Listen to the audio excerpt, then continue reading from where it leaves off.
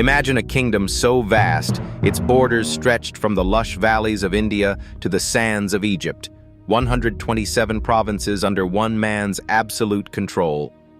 This was the mighty Persian Empire, ruled by a king whose name echoed through history, Xerxes I. A ruler known for his wealth, his wars, and his many wives, hundreds of them, each chosen to please, to entertain, to obey. But in the heart of this grand empire, behind the marble columns and golden gates, one woman would rise, not with power or privilege, but with unimaginable bravery. She was a Jewish girl, an orphan, living in the shadows of the empire. And yet, she would become queen. Her name was Esther, and her story isn't just one of ancient politics and palace drama. It's a timeless tale of identity, sacrifice, and the quiet strength it takes to change the course of history. This is the story of Queen Esther, one of the most extraordinary heroines you've probably never heard the full truth about. And today, we're diving deep into the secrets, the risks, and the destiny that turned a young girl into the savior of a nation. In the 5th century BCE, the Persian Empire stood as the unrivaled superpower of the ancient world. It was a civilization of extremes, unimaginable wealth on one side, ruthless politics on the other. At the center of this colossal machine was King Xerxes I, the son of Darius the Great. Known in Hebrew tradition as Ahasuerus, Xerxes ruled not just with might, but with mood, mercurial, impulsive, and dangerously proud. His court in Susa was a world unto itself, glittering with gold, humming with gossip, and steeped in suspicion. Lavish banquets could last for weeks, flowing with wine and marked by spectacles of excess. Yet behind the grandeur lurked constant intrigue. Advisors plotted, nobles schemed, and power was always one misstep away from collapse. Though surrounded by women, hundreds within his harem, Xerxes remained restless, always searching for something more. And then, a woman would enter his life who was unlike any other. She came not from royalty, nor from wealth, but from a persecuted people living quietly on the margins of his empire. Her name was Esther. And from the moment their paths crossed, nothing in the empire would ever be the same again. Amid the sprawling city of Susa, hidden behind the chaos of empire and palace life, lived a young Jewish girl named Hadassah, known to most by her Persian name, Esther. She wasn't royalty, she wasn't wealthy. In fact, her life began with loss. Orphaned as a child, she was taken in and raised by her cousin Mordecai, a quiet but principled man who served at the king's gate.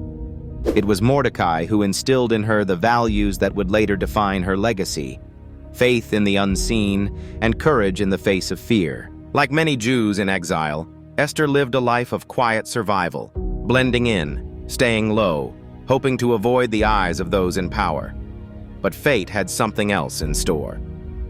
After Queen Vashti was publicly dethroned for defying Xerxes, the empire launched an unprecedented search for a new queen. Messengers were sent to every province, commanding the most beautiful young women to be brought to the royal palace. It was less a beauty pageant, and more a royal draft, one no woman could refuse. And among those chosen was Esther, a girl with no title, no political ties, and one secret that could cost her everything: her Jewish identity. Against all odds, Esther was chosen. Out of hundreds, perhaps thousands of young women brought to the palace, she alone captured the king's favor. And just like that, a Jewish orphan girl became the queen of Persia. But her crown came with chains. By Mordecai's warning, Esther kept her true identity hidden. No one in the palace knew she was Jewish. Not the servants, not the nobles, not even the king himself. To reveal the truth could mean exile, or worse. So every word, every gesture, every glance had to be measured. Life inside the palace wasn't all silk and gold. It was a world of whispers and watchful eyes where one wrong move could end in disgrace or death. Esther had to learn quickly how to speak like royalty, how to read the king's moods, how to survive among women who would kill for her position. But she wasn't alone. Mordecai, though outside the palace gates, remained her lifeline, offering wisdom, strength, and a quiet reminder of who she truly was. And Esther, though hidden, never forgot. Her people were still in exile. Her crown might shield her, for now, but the storm was coming. Then came Haman. He wasn't just another court official. He was the king's right hand, a man drunk on power and obsessed with honor. And when Mordecai, a Jewish man, refused to bow before him, Haman's pride turned to fury. But this wasn't just personal revenge. Haman's hatred ran deep. He saw the Jews as a threat to the empire's order, and he wanted them erased.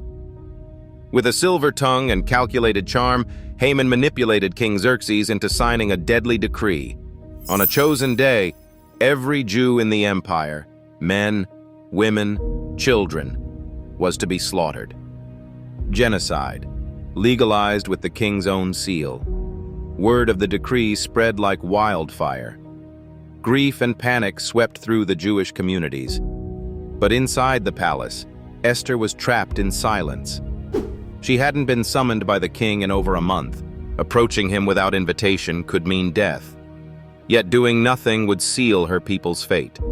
It was the ultimate dilemma: protect her secret and survive, or reveal everything and risk execution. The crown on her head could no longer protect her from the truth. Esther would have to choose comfort or courage, silence or salvation. Esther knew the risk. To approach the king without an invitation was a death sentence, unless he chose to spare her life. The law was clear, and even as queen she was not exempt. But this wasn't about her survival anymore. The fate of her entire people hung in the balance. For 3 days, Esther neither ate nor drank. She fasted. She prayed. She prepared. This was more than a political move. It was an act of faith, a defiance of fear. Finally dressed in her most regal attire, gold-threaded robes flowing like liquid sunlight, a crown resting on her dark hair, and a face composed with unwavering determination, she stepped into the king's throne room. Every eye turned. Gasps echoed through the chamber.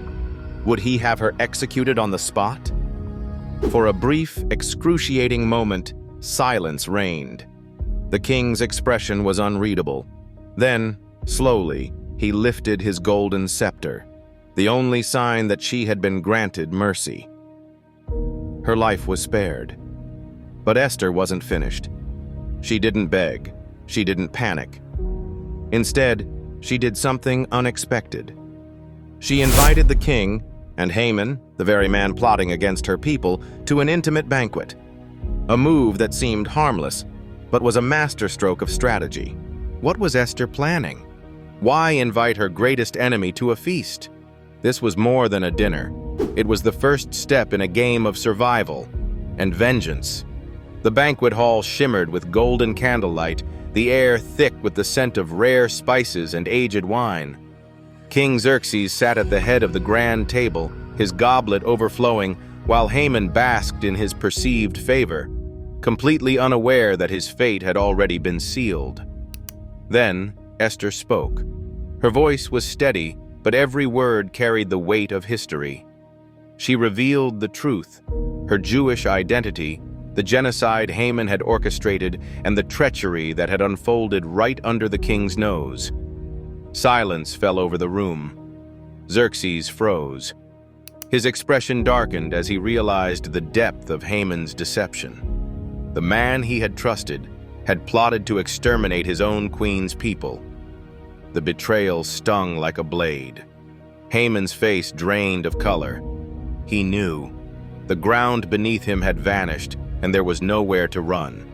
Desperate, he threw himself at Esther's feet, begging for mercy, but it was already too late.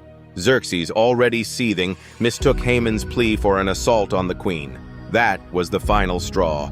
His voice thundered through the hall as he commanded, "Hang him!" And in a stroke of poetic justice, Haman was executed on the very gallows he had built for Mordecai. The Jewish people were saved.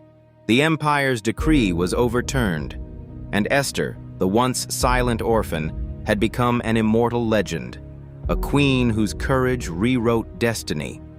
But was her victory truly complete? Or had the kingdom merely found a new villain to fear? Power always demands a price, and history never forgets.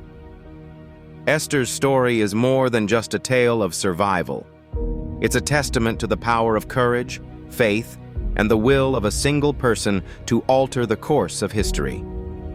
Against impossible odds, she risked everything, not for a throne, not for glory, but for her people. Her bravery didn't just save lives, it became legend. To this day, the Jewish holiday of Purim stands as a celebration of her triumph, a reminder that even in the darkest times, a single act of defiance can rewrite destiny. But here's the real question. Was Esther's victory truly her own, or was she just another pawn in the dangerous game of power? Let us know your thoughts in the comments below. And if you love uncovering history's most shocking betrayals, royal conspiracies, and untold stories, subscribe to Execution Detective, where the past is never as simple as it seems.